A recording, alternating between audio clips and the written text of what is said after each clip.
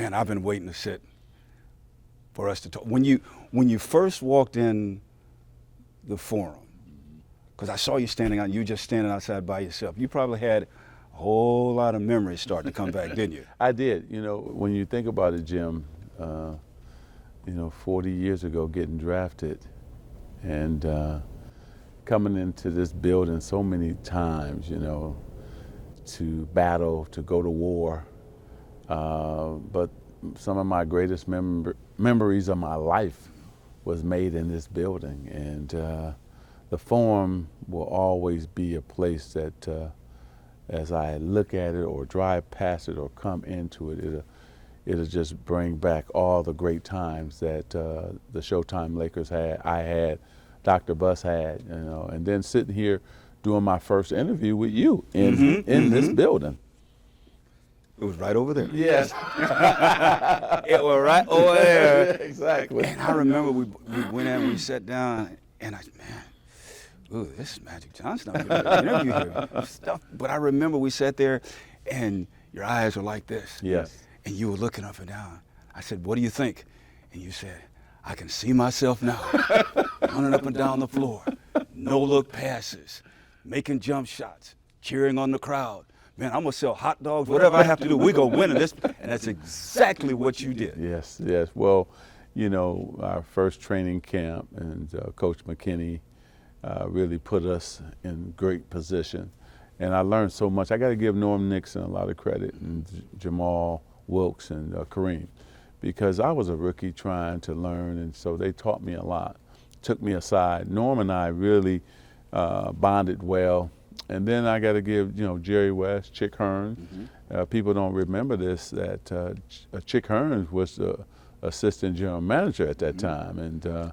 And Jack Kent Cook, thank him for selling the team to Dr. Buss. And so, Bill Sharman helped me out so much as well with my free throws and also just giving me great knowledge of the game.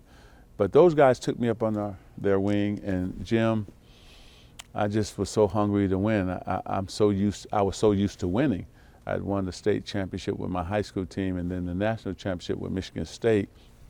So I just wanted to come here and win, and also not overstep myself in terms of, this was Kareem's team at that time. So I just wanted to come fit in. And I did, and I learned very quickly, how do you like the ball, Kareem? Where do you want me to throw it? High, low? So he said, if you see my hand, throw it to my hand. I said, got it. So, to go all the way to the NBA Finals as a rookie, and then we had a rookie owner in Dr. Jerry Buss, because Dr. Buss made the Lakers as famous as we did as the players, right? Because it was all of us together. I mean, when you think about first time having the Laker girls, having the USC band in back of us play every single game. I mean, Dr. Buss he was a visionary.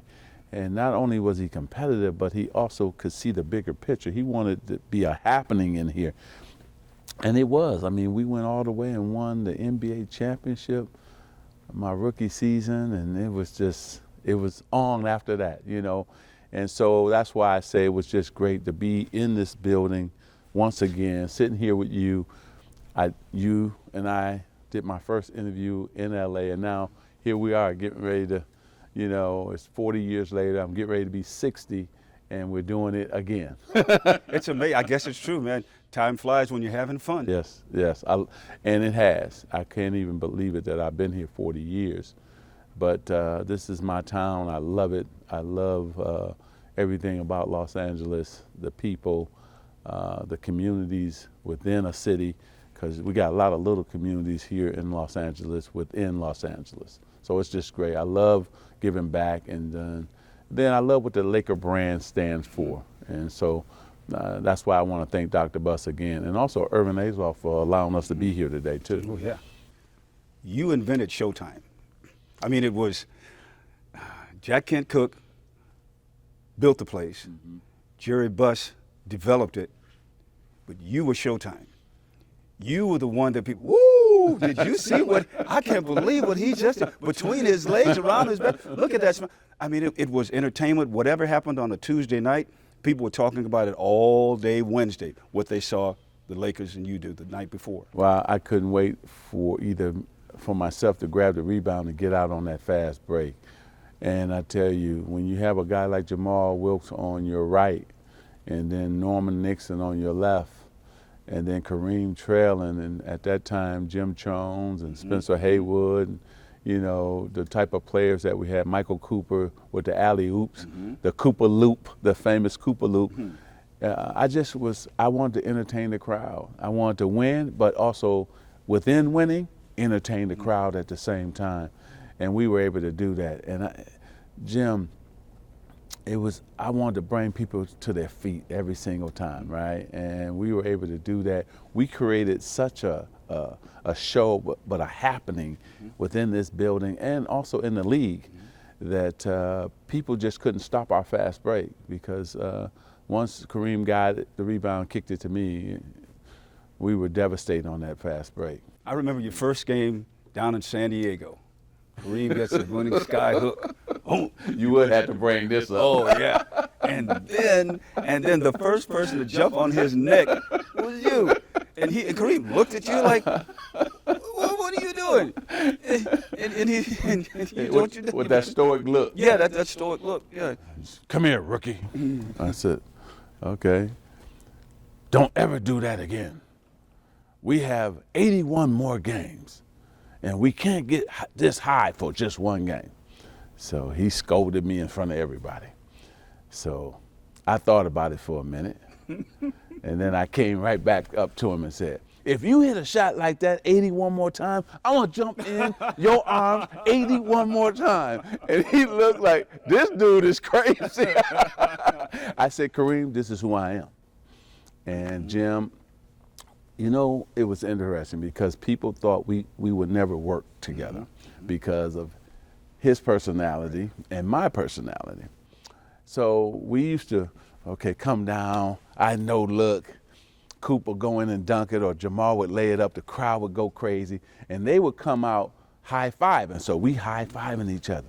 And Kareem, he sat back. I'm not into that, you know. About halfway into the season, I come no look to Kareem, he dunk it, now he looking for the highlight. So I drew him in, but not want to change him, but I wanted to introduce fun to him. Yeah. You can have fun and be serious about winning at the same time. And it was contagious, and so I learned a lot about Kareem. He taught me how to be a professional and also how to win in this league, because it's tough to win in the NBA. And I would always make sure he was happy. See, as the leader and the point guard, you got to make sure you feeding that superstar in Kareem. So he was first. Now, second was I got to make sure Jamal was happy, because Jamal had the best hands of any player I've ever played with. He could catch any pass, soft hands. And then Norm and I would make sure we were cool because we both could handle the basketball. And Norm, you know, introduced me to the city. So Norm, thank you. But we had such an incredible team, and we had a good time winning. And then when it was time to take it to another level in the playoff, we were able to do that as well. Speaking of the playoffs, you like Dr. Jekyll and Mr. Hyde. In the regular season, you were cool and calm. You were Dr. Jekyll. But once the playoffs got it, here comes Mr. Hyde. That's right. Mr. Hyde did not want to be bothered, did not want to be talked to. I would see you during the playoffs. I'd say, oh, never mind, I see you. Well, every playoff, I would call a meeting right before we get started, our first practice. I said, I've changed my number, and no more going out, no more having everybody around. I said, I'm getting ready for a championship, and I want everybody else to commit to each other that you're going to get ready for this championship run too. So sure enough, that's what we did. We committed to, all of us committed to each other. And Jim, it was fantastic, man. When 12 guys are on the same path and level and on the same page, man, that's hard to stop, especially as talented as our team was. So that's who I was. I didn't go out, I didn't go around people. I was moody, I was cranky because I poured everything into winning. That's it. That's all I wanted to do. Win for Los Angeles, win for Dr. Buss, because he was, and still, the greatest owner of all sports, not just in the NBA, but of all sports. You were in the finals 9 times. 9. I mean, there's only a couple other people that could even come close to that. And one is when LeBron, who you brought here. Of the ones that you won, which one pleased you the most? Anytime we beat the Celtics, and so it had to be 85 and 87. 87 was our best team, most dominant team. That team there is one of the greatest teams of all time. And we had everything a team would want. First, we had the best coach in all of basketball, Pat Riley. Pat Riley was really the guy who made sure that we were prepared, made sure that we had a tough mentality. We were going to be good on offense and on defense. And so, and then when you think about when we acquired Michael Thompson, that was the last piece that we needed, because Byron Scott, unbelievable two-guard. James Worthy, Hall of Fame three-man. James Worthy was probably the prettiest basketball player I've ever played with, because when he would go in there with one hand, right, and James could do things you just don't see even today, you know. And then to have the most dominant player at that time in Kareem, there will still never be another Kareem Abdul-Jabbar, because all the things that he could do. So when you put, you know, and then Michael Cooper coming in off the bench, and he could have started for any team in the NBA, right? And then when we acquired Michael, it helped AC Green, it helped Kirk Rambis, and then it helped our interior defense. So that was the key, picking him up. It pleased you the most beating the Celtics. What hurt you the most in the finals? 84, losing to the Celtics. Yeah. And then I was the reason why we lost. You know, when I think about, I always excelled in big moments, and especially in the playoffs and championship series. And that was the first time, Jim, I just didn't play well at all. And I didn't make good decisions. I remember the headline, Tragic Magic, and I'll never forget that. And I cried that whole summer, right? I was so hurt, disappointed, because the Lakers had lost to the Celtics every time before '84, and now we're 0-8, and we helped, you know, that last loss. It helped them to think that they could just manhandle us and think that we could never beat them. And so I was just so disappointed, and losing to Larry Bird at the same time. So I worked on my game, I got better, and I was so happy that God blessed us to be able to play them again in '85, and we had to beat them, and we beat them on their home court, and that made it really feel good. And then you were just cruising along, and then comes November 7th, Yes. 1991, when you made the announcement about the virus.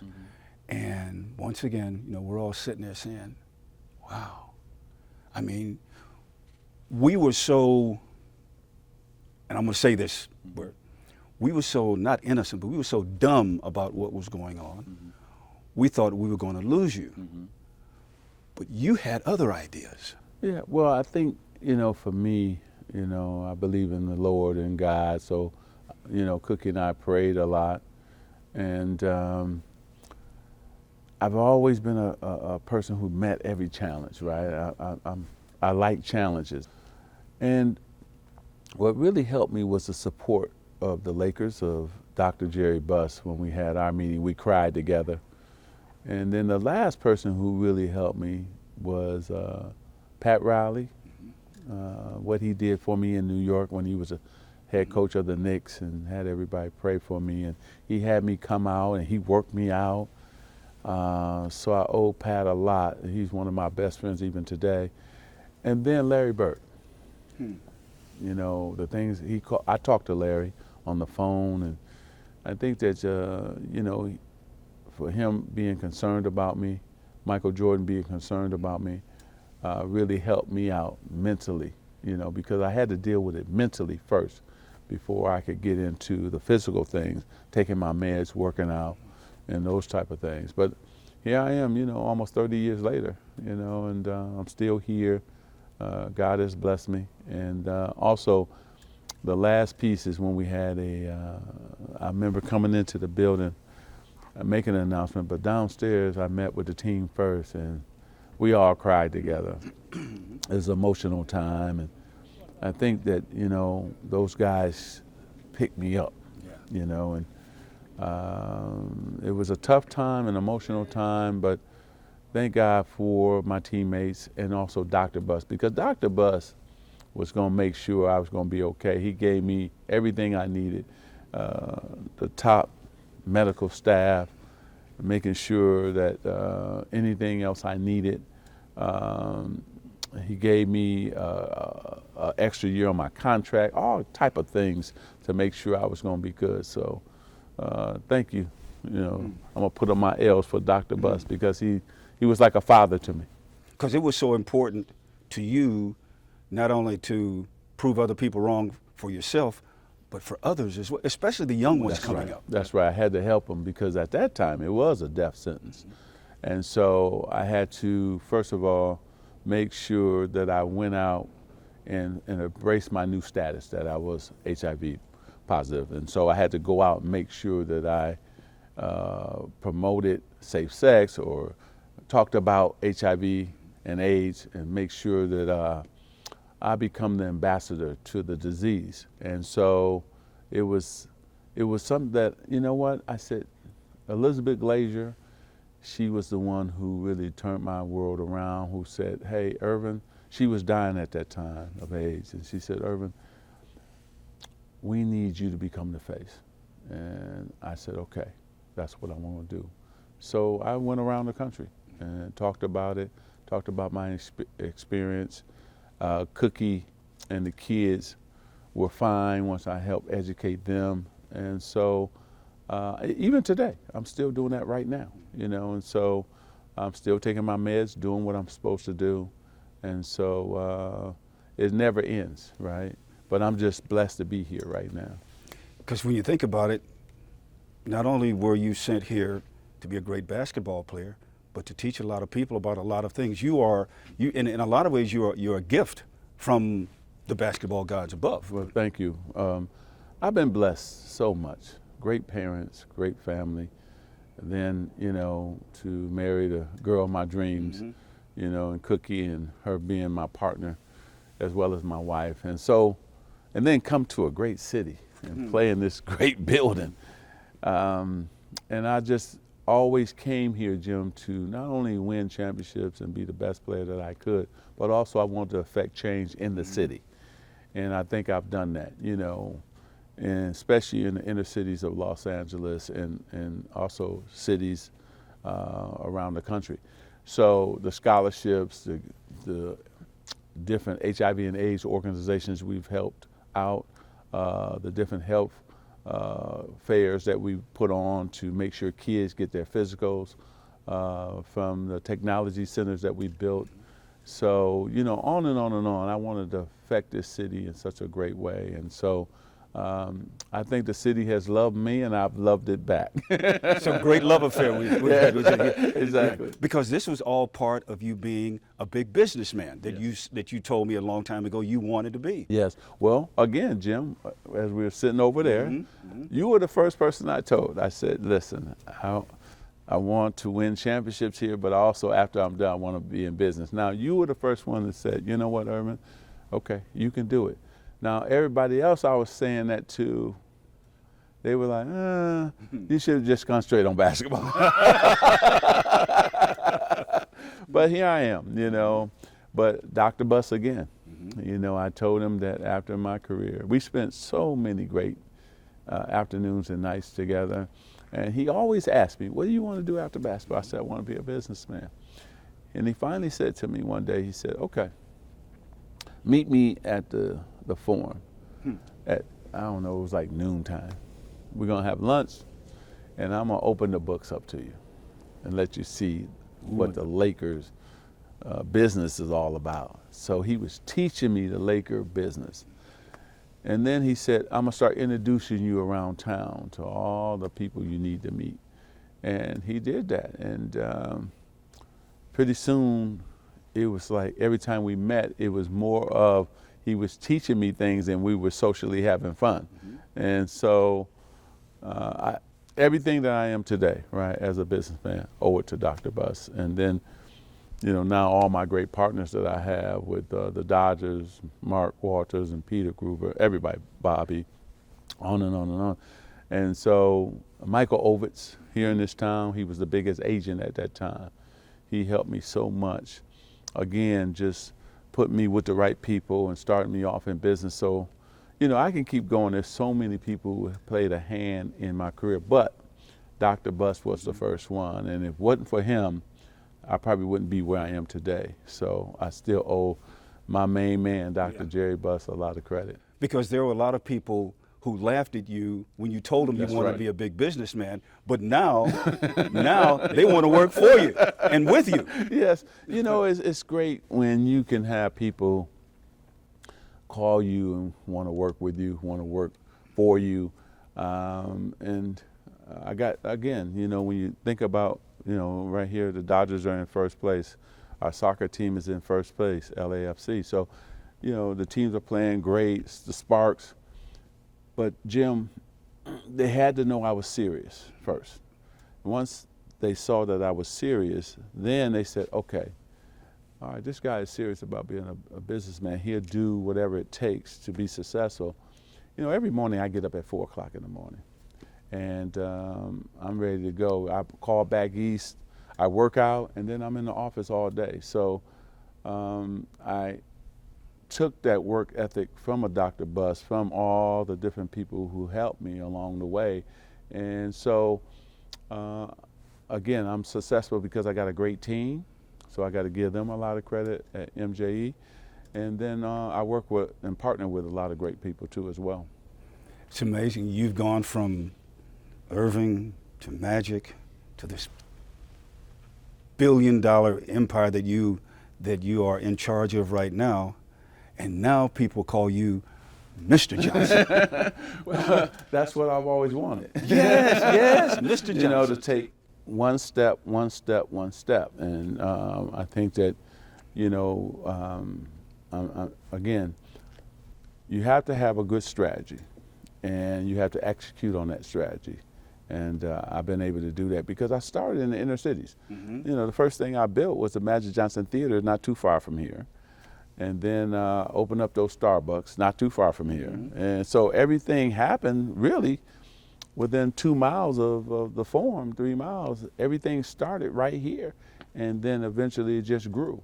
And so I never thought that, you know, I'd be sitting in the owner's box at Dodger Stadium. You know, like that's, you know, this city goes how the Lakers go and how the Dodgers goes. You know, those are the first two professional teams that the city really love, right? And so when the Lakers are good, when the Dodgers are good, the city is good. And so I'm so happy that first I'm a Laker and then I'm an owner of the Dodgers, the two things that mean the most to this city. And you know, Mr. Johnson. Thank you, Mr. Hill. Yes, sir. Yes, sir. Mr. Johnson is one of the few people that I know that when you walk across the street, you stop traffic.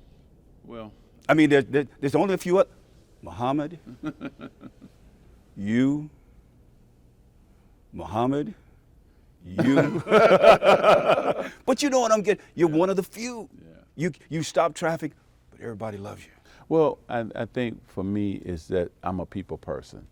So, you know, I want to take the picture with them. I want to give them the autograph.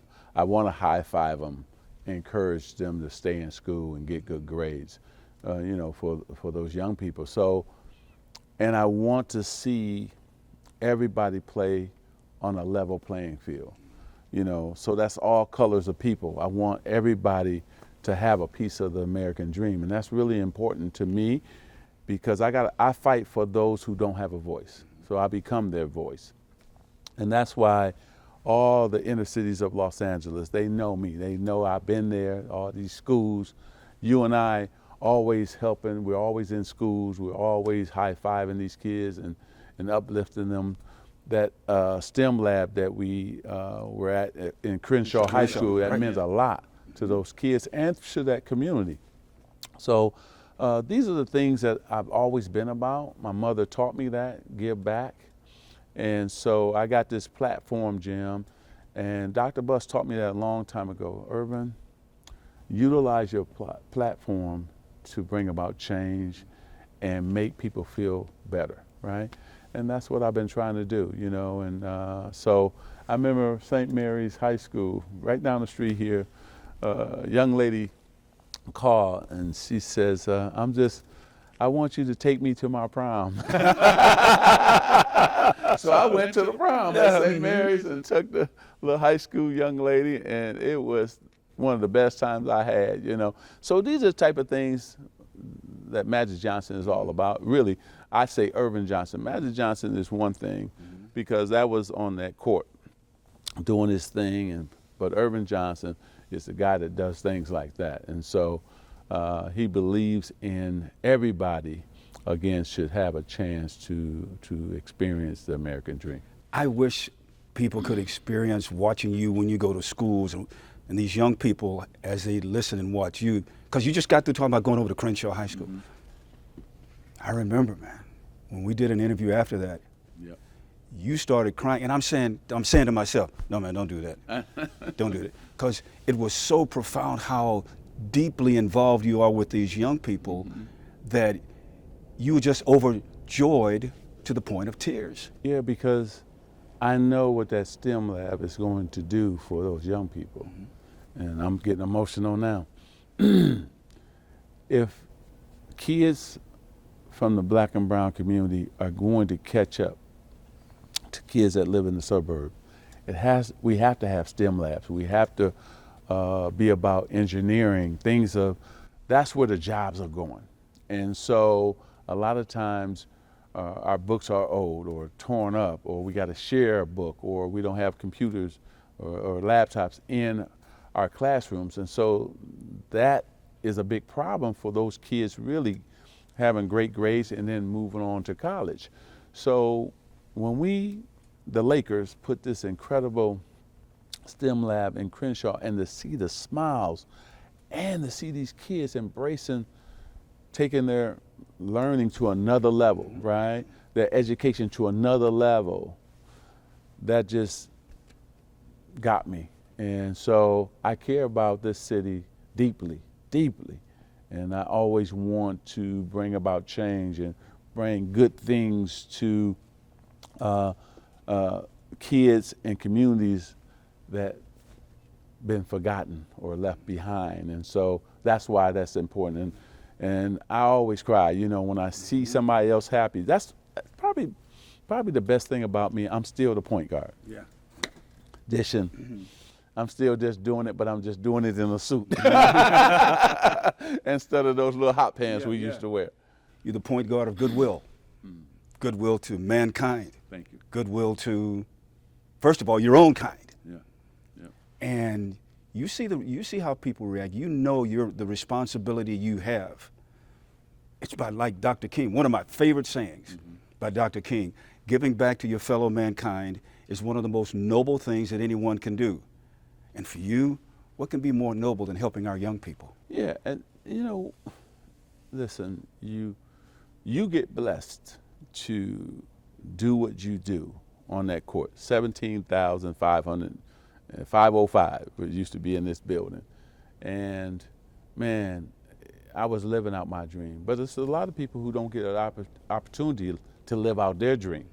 And so if I can lend a helping hand to enhance somebody else's dreams or support their dream, or giving them money to support their dream, that's what I'm going to do. And again, somebody helped me to reach the level of playing in the NBA. A lot of people. Then I told you what Dr. Buss, Michael Overs, all these people did for me to become a businessman. So I gotta reach back and give back, right?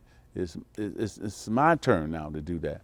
And just like the Lakers today, you know, it's about winning championships, but it's also about embracing this great community that we live in and giving back to the young people and trying to enhance their life and have them come up. So you know and embrace your place in history. Yeah, yeah. Well, you know how important you are to all of us. Well, thank you. I just don't think about it like that. I just live my life, and you know, I got a great pastor in Bishop Blake, and I go to a great church in West Angeles, and I listen to my bishop and him talk about really helping the community, and that's what we should be about. So I follow what he says, as well as this is why I was put on this earth, is to help people, and now to be put here, you know, this is really interesting. That coin flip could have went, and I could have been in Chicago, but I'm so happy it ended up I was. We all are. I came to LA because this is my home, and it's made all my dreams come true. And working with all the mayors from 40 years to now, working with the city council, and you know, on and on and on. So many great people. So I'm gonna continue to be a guy who build up communities and put people to work. You know, we put about over 30,000 people to work today, minorities, and so I'm proud of that. And continue to high five the young people, hug them, and then also learn from them too at the same time. It was really funny. I got to tell this story. So I think I'm in DC or somewhere back east, and so I was going to the high school, and the principal says, Magic, you know, you haven't played in a long time. I don't know if the kid's gonna know you. You gonna be okay? I said, I'll be okay. I said, but you just sit back and watch. So I came out there, you know. So I said, you got to remember, they can pull up old tapes, and also they know what I've done in the community with my businesses. So it was really funny when I got done speaking, and he came up to me and said, I guess I was wrong. Yes, he was. You mentioned something a little while ago about working with people in this community and working with the politicians. People say, you know what? If he wanted to run for mayor, I'm just saying what they say, you know, because like my sister told me before, I can't hold water. You know what, though? If you decided you wanted to run for that office, I think, Jim, I'm better at helping the governor become governor. And then, okay, what can I do in the state to help you, Mr. Governor, and especially in urban cities in California? Mr. Mayor, what can I do for you, and what can I do to help the city? And I think that they've been trying to get me to run since I retired, right? They tried to get me to run for mayor, and they've been trying to get me to run for governor. And it's just not who I am. I think that I'm better when I can do a lot of different things, right? And I can help more people that way. Because when you're the mayor, it ties your hands. And so I just want to be free to, if I want to go to East LA or to South Central or wherever, I can just go do it. And same thing with the governor, not being a governor. So thank you. But maybe I won't close the door to it, but maybe later in life. Maybe what? Maybe later in life. No. Maybe what later in life? Maybe I think about doing it then. Doing what then? Running for governor or mayor then. But right now, no, I got too much on my plate.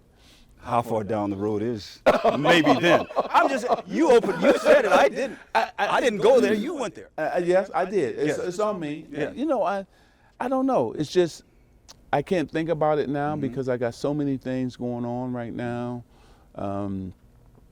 So many new opportunities coming for our company, and I've been on the road a lot. So, but it has to be years from now.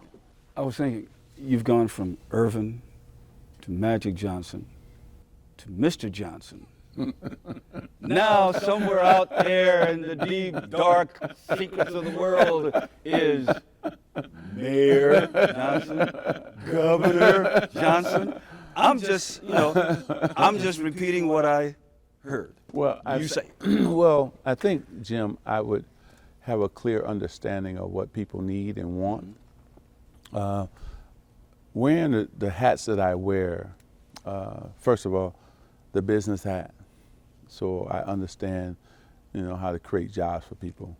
Then when you think about those who, the middle class, we got to somehow build up the middle class, because that's what's really hurting not only California, but also the nation, right? So I understand that. And then also education is so important. Man, that's, again, that would probably be at the forefront for me, right? It's just the education part for young people. So understanding those things, that's why I try to also work with the mayor, work with the governor, not just here in California, but everywhere, not here just in Los Angeles, but all across the country, to help them with their agenda and their plan. How can I help you to execute on that? And so I understand politics. Again, I just don't want, I don't have the time for it right now, but one day that might happen. I remember the Lakers always wanted you to do something for them. Yeah. And then Jeannie comes to you, and she wants you to come back and have an active role. Yeah. So you go back and you're president of basketball operations. But I'll never forget that first press conference. You said, you know what? If I'm not going to have any fun, and if I can't do what I want to do, and I'm not helping the Lakers, she won't have to fire me. I'll quit. Exactly. And I think that, it was best for everybody, right? And the one thing I'm really proud of is we had to make a trade with D'Angelo and Mozgov to give us some cap relief, because when I took over, Jim, we were over the salary cap. We had two contracts that was Dang's contract and Mozgov's contract that we had to move. And I told the fans it's going to take 3 years. So we made that trade. We drafted well. Kuzma, Ball, Hart was really important. Give the Mitch Kupchak credit for Brandon Ingram and D'Angelo, bringing those guys in. So we were able to then, with that trade, and also Lou Williams, I traded him, got their first round pick, that turned into Kuzma. And so now, the next season, we're able to now get LeBron James. Because, see, what people don't realize, if we don't have LeBron, Anthony Davis don't come, right? Because he wants to come now because he's trying to win a championship. So LeBron set that up. And then you're able to grab the other pieces, because the other guys say, wow, wait a minute. They got LeBron and Anthony Davis. And now here come, Avery Bradley, here comes, the different guys to help the Lakers. Green arrives, just winning a championship with Toronto, so Danny Green. So all these guys say, hey, Boogie Cousins, they say, hey, they're building something special there. I want to be a part of it because they got a great chance to win. So I have no regrets of taking the job, and I have no regrets leaving the job. I will always love Jeannie. I will always love the Lakers. I'm so happy that we're back in the championship hunt. I'm happy that, the fans have something really good to cheer about. Even last season we had something really good to cheer about before everybody got hurt, but it just didn't happen for us. But I take the blame for things like, hey, not having enough shooters, because that's my job to do that. But as far as anything else, what happened, what went down between Rob and I had a decision to make, and so I stepped away from it. And so a man has to make decisions that's good for him. And that's what I did. I made a decision that was good for me, and hopefully will be good for the Lakers, and it's looked like it's going to be. But I have no regrets. I'm happy. All I want is a championship. I want, and I told Jeannie this, the reason I took the job, because I want to see you do what your father was able to do and achieve. I want you to be probably standing with that trophy saying we did it, right? And being a woman in sports, that's going to be huge. So I'm hoping that that happens this season. And it's going to change sports if she's able to pull this off, right? So Laker fans don't have to worry. I'm still here. I'm still a Laker. I'm not going nowhere. I'm still cheer. I love the team. I love all the moves that they made. Now, the key is now they all got to come together as one, as a unit, because, Jim, the West's going to be tough. There's no giving for the Lakers. The Clippers are better. Portland is better. Denver is better. Utah did some amazing job. They're better. And that's without talking about San Antonio and all the other teams. So, and then the East is strong as well. So they're going to have to come together and play well. And also the coaches have to do their job as well. Have you talked to Rob recently? No. Rob and I haven't talked, but I congratulated him on my Twitter in terms of making some really good moves. I'm not a man who holds grudges or I know what happened, but I will cheer for him in the background, you know. And so, but talking, that's going to be hard, but that's maybe later. But I will talk to Jeannie because I love her like a sister. So that's the one who I definitely will have a conversation with. How does it feel, Earvin, Magic, Mr. Johnson? I mean, we all these titles. I mean, Governor Johnson, Mayor Johnson, President Johnson. I mean, we might as well sit this all on the table. How does it feel knowing that you and Larry Bird are responsible for the league being what it is today? Because at that time, the playoffs were on tape delay. Yes. Larry will say it's you. And you saved this league. You saved this sport. Well, thank you. To have him on the East and playing in Boston, at that time, they still got the most championships than anybody. And then for me to end up here in Los Angeles, Boston fit his personality and Los Angeles fit my personality.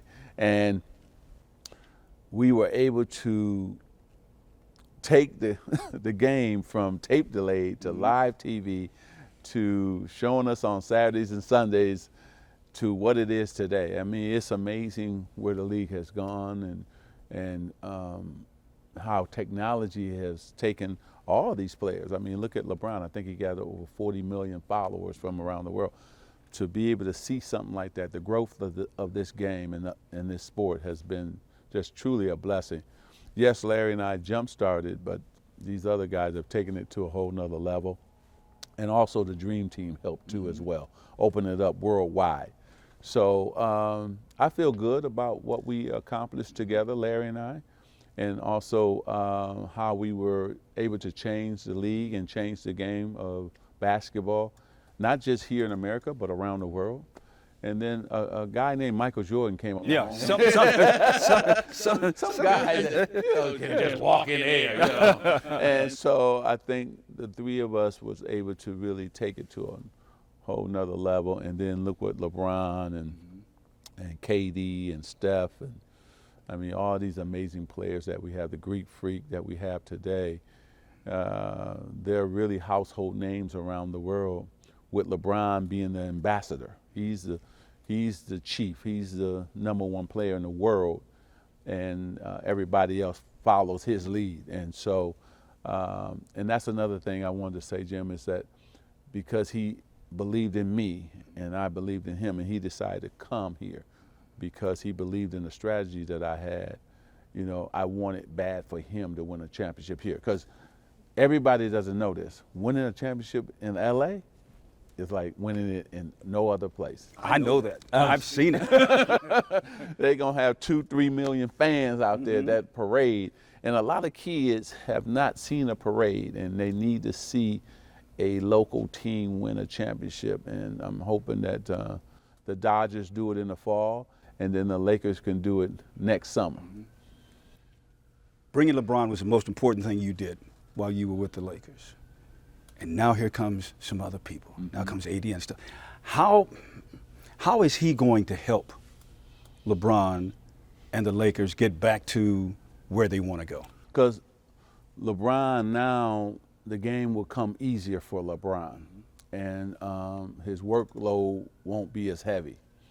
See, when I was playing with Kareem and James Worthy, or Kareem and Jamal Wilkes, and having Norman, having Byron, all these guys, your workload is not as heavy because you got other stars you can throw the ball to and they can produce. Having AD, a top 5 player in the league, now you know there's another guy that can get you 30 a night, right? And there's also, it's a comfort level for LeBron when he goes to the bench that AD will be out on the court making sure that, hey, if the lead is 15, they can maintain that lead. So that's the comfort level. And then also, right, when that trade went down, they said, we're a championship team. You know, so you walk around with your shoulders up, and now you're strolling, right? You're saying, oh yeah, the league's in trouble now. But the key for the Lakers, not only getting Anthony Davis, that was big time, because that's what I attempted to do. I couldn't do it, but I attempted to do it last February. But then here comes Danny Green. Here comes Avery Bradley, because people got to remember, if you're not good defensively on the perimeter, you can't win. Those two guys are great defensive players. So they can guard the point guard and they can guard the 2 guard. LeBron will handle the 3. We got Kuzma, and if Kuzma can score. If he can be better on the defensive end, the Lakers will win a championship, but also, too, he'll be an all-star. This is like getting a scouting report listening to you. It really is. Well, you know, you look at Rondo coming back, JaVale McGee, but Boogie Cousins will be a key as well, and hopefully he can stay healthy, and I think he will, because, again, you have this much talent, you don't have to play as hard, and so and he doesn't have to, I don't want to say that. You do have to play hard, but what I'm saying is your minutes are not heavy. Yes. So I think that'll help Boogie Cousins stay healthy. And so this team is really loaded. It's well balanced. Caruso coming back. I tell you, you know, Caruso really played some good basketball, and he got better and better and better. So now it's up to the coaching staff to decide who they're going to have out there, who's going to start, who's going to be the top. You can only play about 10 guys. And so we'll look forward to it as fans. And this town is hot. Man, it's hot. Wow. Because not just in basketball. Just think about it. We just had 2 football teams in the playoffs. And they're going to, both the Chargers and Rams, going to be better. And I can't wait till that stadium open. I got season tickets. I'm ready. I know you go. do. I'm ready to go. 50-yard line. Exactly. I'll be right there cheering on the Rams. So I'm looking forward to football season, because, again, we got 2 really good teams. And then basketball, what can you say? I mean, it's just, I've never seen, we never had a rivalry with the Clippers. I mean, we destroyed them all the time. Now, this is going to be a true rivalry, right? Who's going to win that battle of just a city? I still think top to bottom, the Lakers got more talent, but you got to prove that out on the court. But one thing that the Clippers have is Doc Rivers. He can coach. He can coach. He's one of the best coaches, you know, in the league. So it's going to be a true battle here in Los Angeles, and both teams will be in the playoff. And I think they're going to meet for the Western Conference Finals. Prediction. There it is right there. I just said it out. Lakers, Clippers in the Western Conference Finals. And the winner? Oh, come on now, Jim. I just have to. I don't stray away from my don't. team. Yeah. I'm a Laker man all day, every day, you know, and I'm going to be right up in there cheering for them. I think the Lakers, if they can put it together in terms of becoming a team, forget the talent now, because we've seen a lot of talented teams never make it. Right. So they got to come together, and the key for them to do that is LeBron. LeBron can bring them together. That's what a leader does. He brings everybody together. And they got to spend a lot of time off the court. They got to go to dinner together. They got to go to movies together. They got to hang out together, nightclubs together, whatever that is. They got to understand each other off the court so you can be better on the court. And that's how my Showtime Lakers won. That's how Kobe Bryant, Shaq, how they won. And I think that's how this team is going to win as well. You know what I'd like for you to do? I'd like for you to look into that camera right there. Yeah. And tell Laker fans what they can expect this year from this version of the Lakers, that actually if they do anything good, it goes back to what you accomplished here and what you passed on in bringing LeBron here. Ooh. Well, first of all, just getting LeBron now going to be point forward. Ooh, man, he going to come down, Jim, and on his right going to be Green, Danny Green. So he going to fade for the three-point shot, right? On his left, it could be, man, I don't know who it's going to be, but let's say Rondo. Then trailing going to be AD. And I know LeBron going to just do a no-look, just throw it behind him like that. AD going to catch it and just come down and just slam it. We're going to see that over and over and over again. Now, say AD is covered. He going to fake the no-look to AD, throw it all the way across for Danny Green in that corner. And you know, he does this. He just does this. Get it? Three-pointer. Avery Bradley, three-pointer. Caruso, three-pointer. And cool. Three-pointer. That's what I love, because LeBron now can actually really be the point guard and set up everybody, because you have to now go out. We didn't get a chance to have shooters last year. They got them this year. So now he's going to be open for a lot of dunks. We're going to see LeBron dunk a lot this year, because you got to respect them three-point shooters. And no man on this earth can guard LeBron James one-on-one. That's what I used to do. I used to love coming down, and I just got one man in front of me. Oh. He's toast. Boom. So it's going to be Showtime all over again up in the Staples Center. No, it just dawned on me, with all the things that we've seen here recently in the contracts and stuff. Let's say Earvin Magic Johnson was playing today. Ooh, man. You know where I'm going. I know. Is there enough money in the bank? It wouldn't be. It wouldn't be. Doc and I would be sitting up here talking, okay, Earvin, okay, you can have the farm. You can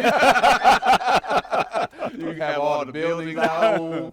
No, but I'm so happy that I played when I played. And the nickname, Magic. You know, a lot of people don't know the genesis, where it all began, but it began way, way back there. Yeah, we went, my high school, when I was a sophomore in high school, and we were picked to come in like toward the last place, Everett High School. And so we got off to an undefeated start, and we went and we blew a team out, a team that was pretty good, supposed to be ranked on their home court, blew them out. So I had 38 points, I think about 20 assists and 19 rebounds. And the sports writer came in and said, wait a minute, you 15 years old and just had 38, 20, and 19? And he said, I got to give you a nickname. Somebody's already called Dr. J, somebody's already called Big E. I want to call you Magic. And Jim, I'm 15. I'm giggling like, yeah, right. This ain't going to stick, you know. And here I am, about to become 60. And they still calling me Magic. And you know what? It's the best nickname ever. Fred Stabley Jr., I got to give him credit. He was a sports writer in Lansing, Michigan, gave me that name. I know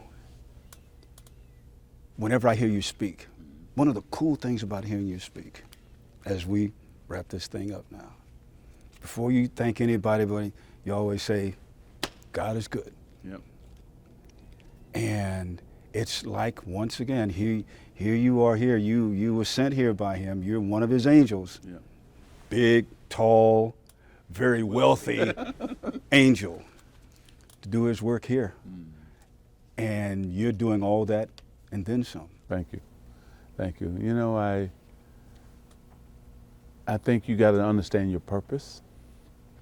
That's why I don't want people to be upset or mad that I left the Lakers, because I got a higher calling, I got a purpose, and I'm gonna go live out that purpose. That's why I can't be mad at Rob anymore. That's over. You know, you got to move on, and I got some things I got to do. You know, and so I'm gonna do those things that make the world better, make Los Angeles better, make South Central better, East LA better, on and on and on, Compton better, and also send some kids to college and help them understand education can change their life. And so put people to work, and so through my company. So that's, you know, I have a purpose, and so I'm gonna live out that purpose. And I just, God has been so good to me. I mean, He didn't have to keep me for 28 years with HIV. He didn't have to do that. But He said, I'm gonna keep you because I got some things for you to do. So I'm doing the Lord's work, and I'm happy to do that. And so I want to thank everybody who, you know, back then said prayers, today said prayers for me, also high-fived me and embraced me. You know, this city, again, I say this and I mean it too, this city has loved magic, and I've tried to love it back. And so this is my city, and I will continue to do all that I can to continue to make it better. And so, Jim, this is outstanding, because I didn't want to do an interview with anybody else but you, because of our long history, our friendship, but also you see me as a kid come in here, and it's funny, then I was a kid, now I'm a man, and so this is great to just sit here with you and reminisce in this great building and some of the things we used to do. And I remember I was people know this about me, I'm a big Michael Jackson and Jackson 5 fan. And I remember I told him, I said, you got to come to a game. Now, I've been on tour with you twice. You got to come to a game. And I remember him sitting right over there. And he said, man, they're probably not going to let me watch the game, but you got to come, still come. And he came. And that was one of the biggest thrills of my life, to see Michael Jackson sitting here watching the Lakers. So the reason I said that is because this winter, there's going to be something happening in the Staples Center that's going to be special, and we're going to all get to see it. And so get ready, everybody, because LeBron is coming. He's committed, he's ready, and it's going to be special, and I can't wait to see it. So Laker fans, put up your L's, baby. That's for not only Magic Johnson, but also for Dr. Buss. All right, love you. Thank you, man. Thank you, brother.